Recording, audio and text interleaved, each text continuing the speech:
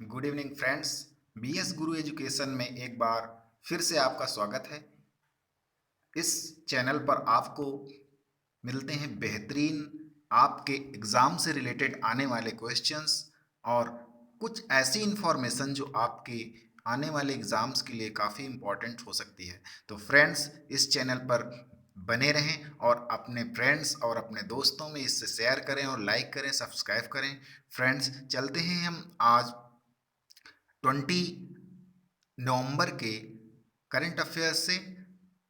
First news लेते हैं, अंतर्राष्ट्रीय न्यायालय के विषय में है फ्रेंड्स। इस समय पाकिस्तान में कैद जाधव केस के सिलसिले में international court of justice news में है। तो फ्रेंड्स, जानते हैं इंटरनेशनल कोर्ट ऑफ जस्टिस क्या है। ये फ्रेंड्स संयुक्त राष्ट्र संघ का एक प्रमुख अंग है। सीजेआई यानी इंटरनेशनल कोर्ट ऑफ जस्टिस एक प्रमुख इंटरनेशनल कोर्ट ऑफ जस्टिस एक प्रमुख अंग है संयुक्त राष्ट्र संघ का। इसकी स्थापना वर्ष 1945 में संयुक्त राष्ट्र के चार्टर द्वारा की गई थी। वर्ष 1946 में इसने अंतर्राष्ट्रीय न्याय की स्थायी न्यायालय यानी permanent court of international justice के उत्तराधिकारी के रूप में काम करना शुरू किया। यानी कह सकते हैं कि ये पेरेंटल इसका ऑर्गेनाइजेशन है, permanent court of international justice. यह राष्ट्रों के बीच कानूनी विवादों को सुलझाता है और अधिकृत संयुक्त राष्ट्र के अंगों तथा विशेष एजेंसियों द्वारा निर्दिष्ट कानूनी प्रश्नों पर अंतर्राष्ट्रीय कानून के अनुसार सलाह देता है। और इसका जो मुख्यालय है वो हेग में है और इस तरह से यह हेग नीदरलैंड के पीस पैलेस में स्थित है।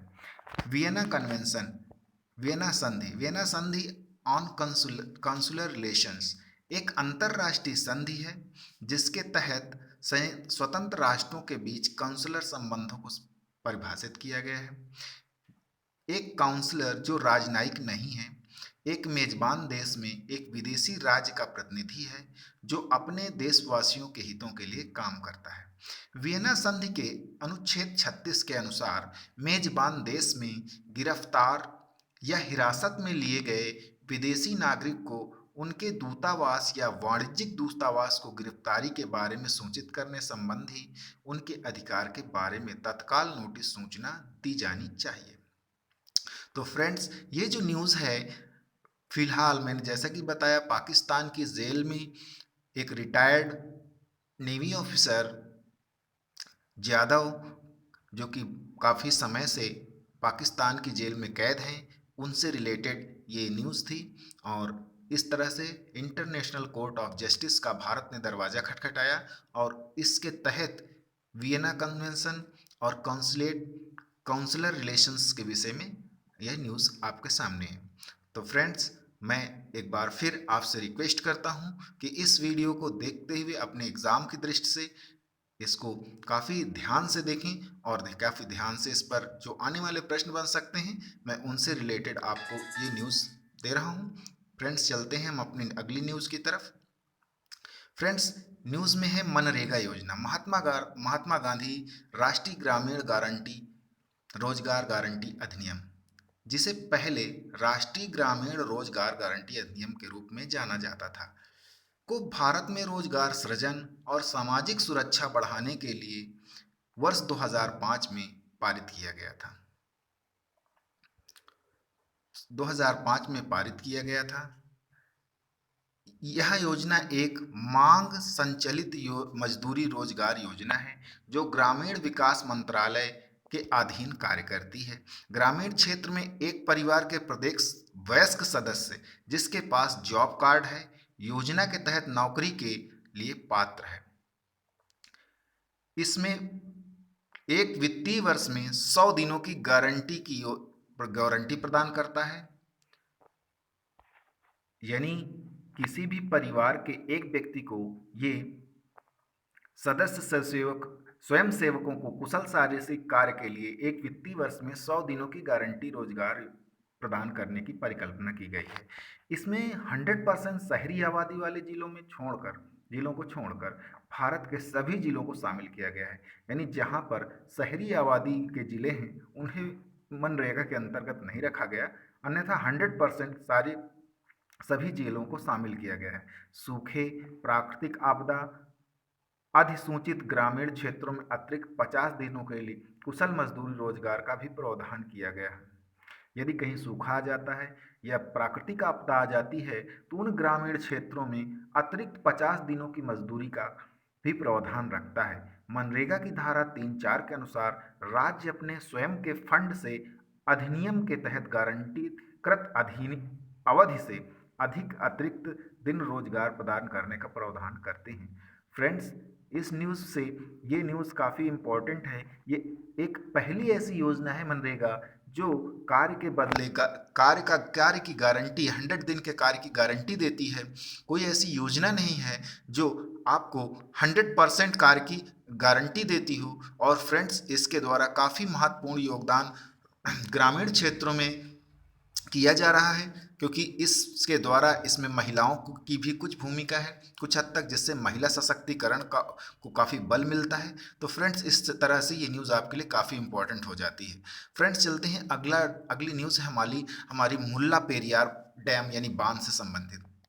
फ्रेंड्स, ये जो मुल्ला पेरियार बांध है यह केरल के इडुक्की जिले में मुल्ल्यार और पेरियार नदियों के संगम पर स्थित है। फ्रेंड्स, दो नदियां हैं, एक पहली नदी है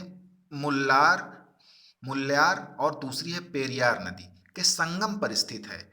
यह जलाशय पेरियार टाइगर रिजर्व के भीतर है। सबसे पहली बात ये जान लीजिए फ्रेंड्स, यहाँ पर मुल्ला पेरियार जो बांध है वो पेरियार टाइगर रिजर्व के अंदर है। इसका संचालन तथा रख रखाव तमिलनाडु, बहुत इंपॉर्टेंट बात है फ्रेंड्स कि ये बांध जो है तो केरल में, परंतु इसका जो रख रखाव है वो तमिलनाडु सरकार के द्वारा किया जाता है, क्योंकि तमिलनाडु द्वारा अपने 5 दक्षिण जिलों के पेयजल और सिंचाई आवश्यकताओं को पूरा करने के लिए किया जाता है।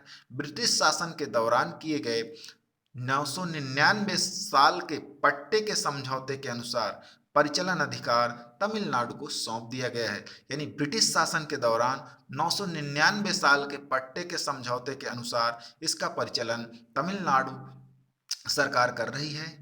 जलाशय से डाइवर्ट किए गए पानी का उपयोग पहले निचले पेरियार यानी तमिलनाडु द्वारा में बिजली उत्पादन के लिए उपयोग किया जाता है, जो वैगई नदी की एक सहायक नदी सूरीलियार में बहते हुए तमिलनाडु के थेनी और 4 अन्य जिलों में लगभग 2.08 लाख हेक्टेयर क्षेत्र की सिंचाई करती है।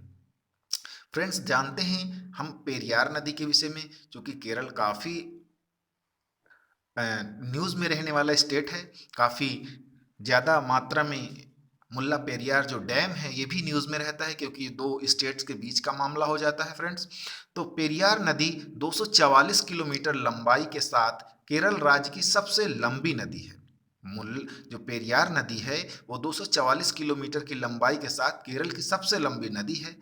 इसे केरल की जीवन रेखा, लाइफलाइन ऑफ केरल के रूप में भी जाना जाता है, क्योंकि यह केरल की 12मासी नदियों में से एक है। पेरियार नदी पश्चिमी घाट यानी वेस्टर्न घाट की शिवगिरी पहाड़ियों से निकलती है और पेरियार राष्ट्रीय उद्यान यानी पेरियार नेशनल पार्क से होकर बहती है।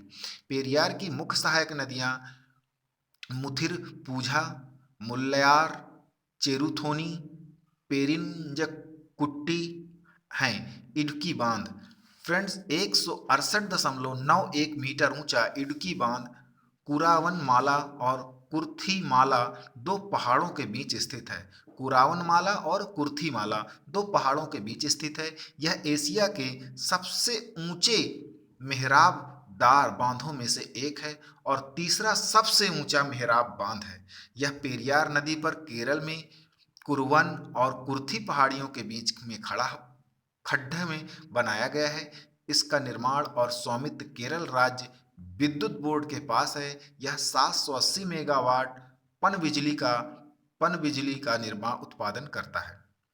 फ्रेंड्स, इस तरह से जो हमारा ये न्यूज़ है ये पेरियार नदी पर बना हुआ मुल्ला पेरियार इडुक्की जिले में मुल्ला पेरियार डैम है जो कि पेरियार नदी पर बना हुआ है।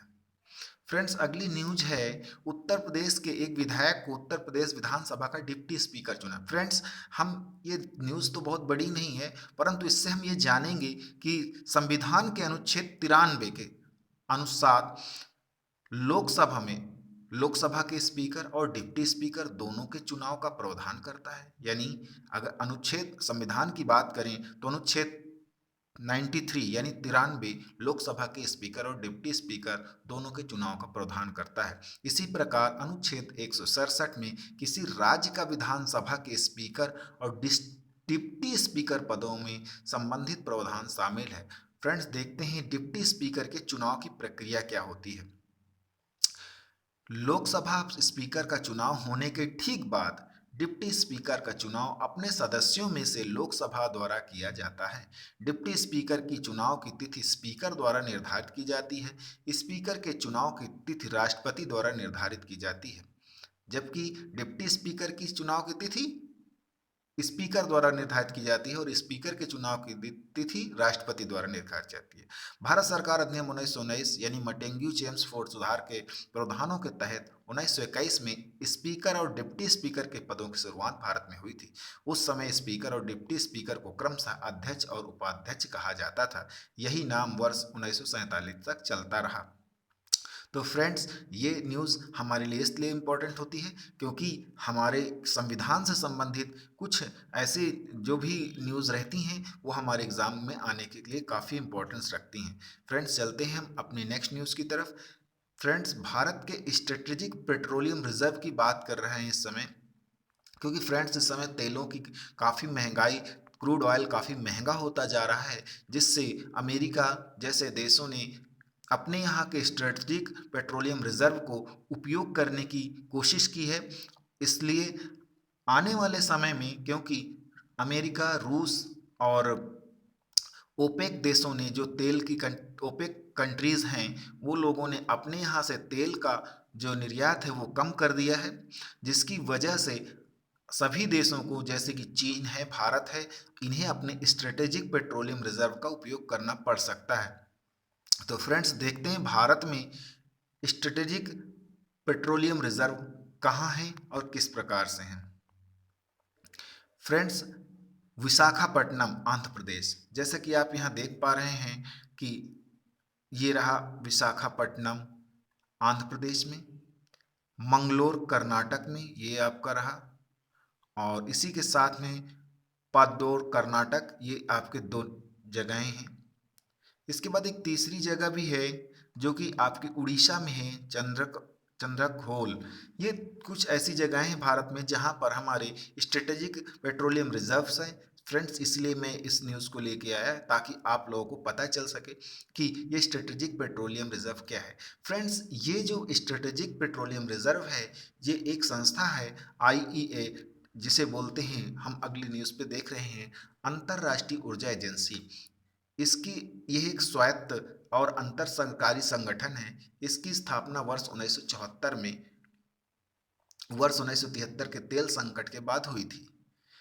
इस IEA के द्वारा घोषित किया जाता है कि चाहे युद्ध की स्थिति हो या देशों के बीच में किसी भी तरह की आपत्तिजनक स्थिति हो, इसके लिए प्रत्येक देश के पास लगभग 90 दिनों का तेल भंडारण होना चाहिए। इसे ही हम लोग स्ट्रेटेजिक पेट्रोलियम रिजर्व कहते हैं।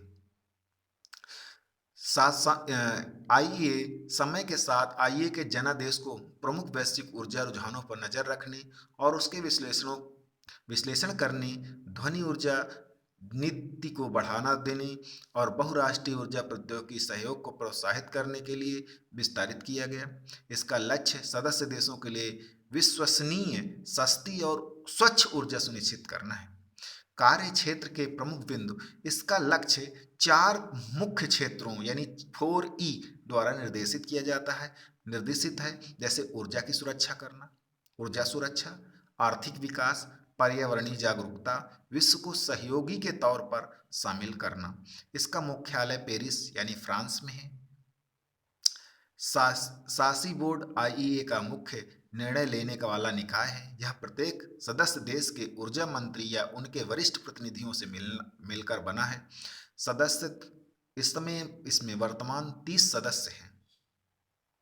तो फ्रेंड्स इस तरह से ये आईईए के संबंधित यानी ऊर्जा से संबंधित न्यूज़ थी। फ्रेंड्स चलते हैं हम अपनी नेक्स्ट न्यूज़ की तरफ। पुलिस संबंधी सरकारी पहलें। फ्रेंड्स इस समय आप लोग जैसे कि देखते हैं कि काफ़ी समाज में करप्शन फैला हुआ है, जिसको लेकर के चूँकि जो हमारी स्टेट का ज़्यादा से ज़्यादा वर्क क्राइम्स से संबंधित होते हैं, उनकी देख रेख पुलिस डिपार्टमेंट करता है, जो कि सातवीं अनुसूची के राज्य सूची का विषय है। इसलिए जो फ्रेंड्स जो पुलिस है वो राज्य सूची का विषय है।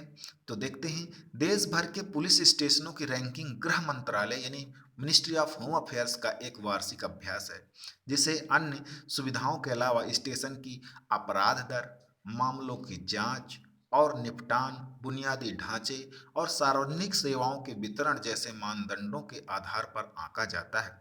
रिपोर्ट में लगभग कुल अंकों का 20% नागरिकों से पुलिस स्टेशन के बारे में प्राप्त फीडबैक पर आधारित है।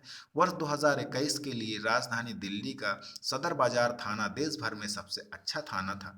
दो अन्य पुलिस थानों उड़ीसा का गंगापुर गंजम थाना और हरियाणा का भट्टू कला को सूची से दूसरे और तीसरे स्थान पर रखा गया है। पुलिस सुधारों का उद्देश्य पुलिस संगठन के मूल्यों, संस्कृति और नीतियों और प्रथाओं में बदलाव लाना। यह पुलिस द्वारा लोकतांत्रिक मूल्यों, मानवाधिकारों और कानूनों के शासन के सम्मान के साथ अपने कर्तव्यों का पालन करने की परिकल्पना करता है। तो जैसा कि फ्रेंड्स बात कर रहे थे हम लोग, किसका उद्देश्य है, ये भी सुनिश्चित करता है कि पुलिस का सुरक्षा क्षेत्र और अदालतें, कार्यकारी संसद या स्वतंत्र अधिकारियों के साथ प्रबंधन, निरीक्षण जिम्मेदारियां इस प्रकार सामंजस्य स्थापित करता है। तो फ्रेंड्स इसमें कुछ सुधार हुए, इसका कुछ क्रम इस प्रकार से है। इसमें नेशनल पुलिस कमीशन स्टेबलाइज किया गया कब, 1977 से 81 के बीच में। फिर इसने राइबेरियो कमेटी का गठन हुआ 1998 में। पद्मनाभ कमेटी लगी 2000 में। 2002 से 2003 मलीमथ कमेटी आई, जिसने सुधार के विषय में रिकमेंड किया। पुलिस एक्ट ड्राफ्ट कमेटी आई 2005 में। और 2006 में supreme court direction in Prakash Singh versus union of India के केस में उन्होंने डायरेक्ट किया। सेकंड एडमिनिस्ट्रेटिव रिफॉर्म्स कमीशन आया 2007 में। और police act drafting committee second 2015 में आई। तो इस तरह से पुलिस सुधारों को लेकर के काफ़ी चर्चा रही। और फ्रेंड्स इस तरह से इस न्यूज़ को लिया गया है। फ्रेंड्स अगली न्यूज़ है हमारी एमएसएमई के सेक्टर से। MSME micro small and medium enterprise. So friends अभी इनके जो डिफिनेशन है, परिभाषा है कि कौन सा कितनी वैल्यू तक का जो उद्योग है वो माइक्रो होगा या स्मॉल होगा या मीडियम होगा, इसकी परिभाषा कुछ इस प्रकार से ली गई है कि यदि इन्वेस्टमेंट 1 करोड़ से नीचे हो और उसका जो टर्नओवर हो वो 50 करोड़ से कम का हो, तो वो कंपनी या वो एमएसएमई माइक्रो कहलाएगी। दूसरा, यदि उस एमएसएमई का इन्वेस्टमेंट 10 करोड़ से कम हो और उसका टर्नओवर 50 करोड़ से कम हो, तो वह कंपनी स्मॉल एमएसएमई कहलाएगी। यदि उसका मीडियम के लिए है फ्रेंड्स कि यदि इन्वेस्टमेंट 20 करोड़ से कम हो तथा 100 करोड़ से उसका टर्नओवर ज़्यादा हो, तो उसे हम मीडियम इंटरप्राइज के अंतर्गत गणना करते हैं। फ्रेंड्स चलते हैं हम अपनी अगली न्यूज़ की तरफ। फ्रेंड्स 19 नवंबर 2021 को श्रीमती इंदिरा गांधी, जो कि हमारी प्रधानमंत्री रही हैं, उनका जन्म दिवस था। तो फ्रेंड्स देखते हैं उनके विषय में कुछ जानकारी लेते हैं। 19 नवंबर 2021 को उपराष्ट्रपति एम वेंकैया नायडू ने, हमारे उपराष्ट्रपति हैं एम वेंकैया नायडू ने, पूर्व प्रधानमंत्री इंदिरा गांधी को उनकी जयंती पर श्रद्धा सुमन अर्पित किए। देश के प्रथम प्रधानमंत्री पंडित जवाहरलाल नेहरू की पुत्री इंदिरा गांधी का जन्म 19 नवंबर 1917 को प्रयागराज इलाहाबाद में हुआ था। 1950 के दशक की शुरुआत में उन्होंने औपचारिक रूप से अपने पिता पंडित जवाहरलाल नेहरू के निजी सहायक के रूप में कार्य किया। वर्ष 1955 में वे कांग्रेस कार्य समिति में शामिल हुई और वर्ष 1959 में उन्हें कांग्रेस का अध्यक्ष चुन लिया गया। वर्ष 1964 में प्रधानमंत्री नेहरू की मृत्यु के बाद उन्होंने लाल बहादुर शास्त्री के नेतृत्व में कैबिनेट मंत्री के रूप में कार्य किया, किंतु लाल बहादुर शास्त्री की आकस्मिक मृत्यु के बाद 1966 में वे देश की 5वीं प्रधानमंत्री बनी। वर्ष 1975 में उनके कार्यकाल के दौरान भारत में आपातकाल लागू किया गया, जो कि भारतीय संस्कृति के इतिहास का एक काला अध्याय माना जाता है। 31 अक्टूबर 1984 को 2 सिख अंगरक्षकों द्वारा उनकी हत्या कर दी गई। तो फ्रेंड्स, श्रीमती इंदिरा गांधी जी का भी काफ़ी हमारे देश के प्रति या काफ़ी देश में काफ़ी योगदान रहा। सो इनका भी, क्योंकि इन्होंने जो इमरजेंसी लागू की थी 1975 में अपने कार्यकाल के दौरान, वो समय काफ़ी इम्पोर्टेंट है, जो कि यहाँ पर मैं डिस्कस नहीं कर रहा हूँ। इसे हमारे इतिहास का काला अध्याय माना जाता है। काफ़ी लोगों को काफ़ी दिक्कतें हुई थी इस समय, जो कि आप इसके विषय में जब जानेंगे तो काफ़ी आपको जानकारी मिलेगी कि इमरजेंसी प्रोविज़न क्या थे और क्या से क्या हुआ, कैसे हुआ। इसलिए इस इतिहास का काला अध्याय माना जाता है। फ्रेंड्स, एक और हमारी वीरांगना जिनका नाम रानी लक्ष्मीबाई है, 21 नवंबर 2021 को उनकी जयंती मनाई गई। 193वीं जयंती थी वो। रानी लक्ष्मीबाई का जन्म 19 नवंबर 1828 को वाराणसी में हुआ था। उनके बचपन का नाम मणिकर्णिका तांबे था। मणि मणि मणिकर्णिका तांबे। उन्होंने बचपन में ही घुड़सवारी, तलवारबाजी और निशानेबाजी जैसी